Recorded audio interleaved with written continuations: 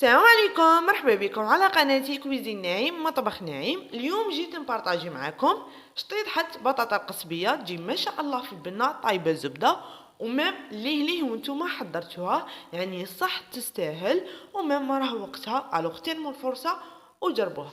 الو صورت لكم بطاطا كيفاش تجي دايره، هاي ليكم ونسيت ما كاميريتهاش ديزولي. فوالا هاي ليكم بطاطا. ودروك نبداو بسم الله مباشرة في الطريقة. عندي لي زيبيس، شوية زعفران، كمون، فلفل أحمر، راس الحانوت، كركم، توم بودر، فلفل أسود، بصل بودر، كاري أو توابل خاصة بالدجاج والملح. في طاجين عندي الدجاج درت 3 كويس، حبة بصل كنت رابيتها، والثوم يعني حبة كومبلي فيها واحد 10 فصوص هكا رابيتهم. الوغ البطاطا تبغي الثوم بزاف. وعندي البطاطا هاي ليكم كيفاش قطعتها. الوغ ندير الزيت على الدجاج يعني باه نقلي الدجاج تاعنا وندير عليه لي زيبيس ونخليهم فوق النار، وبيان سور النار تكون قليله يعني مزيدوهاش بزاف، ونحرك غير بشويه نخلي الدجاج يطيب براحته يعني حتى يدبل لنا كامل مام البصل.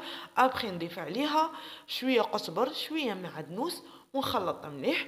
بعد ما دبل نضيف البطاطا، يعني في هذه الحاله نضيف البطاطا ونخلطها مليح مع الدجاج كما راكم تشوفوا. ابخي نضيف طوماطيش مصبره، يعني ندير نص مغرف كبيره ما نكترش بزاف ونخلطها مليح، يعني كامل المكونات يدخلوا في بعضهم. وندير الماء، بيان سور الماء يكون سخون بزاف يعني باه ما يشدناش ليه يطيب لنا البطاطا تاعنا. فوالا يعني كما راكم تشوفوا الماء راه سخون، ونغطي عليه ونخليه يطيب براحته. ابخي يقعد واحد 10 دقائق غير نشوف الماء بدا ينشف. ندير الحمص بيان سور تاع البواط، يعني اللي يكون ديجا طايب جماعه، الوغ ما راحش يشد بزاف شويه ويكون ديجا طاب. فوالا كيما راكم تشوفوا المرقه نشفت. الوغ نقلع القزبر معدنوس والدجاج طابو. فوالا كيما راكم تشوفوا، ودروك خليه شويه ونطفي عليه.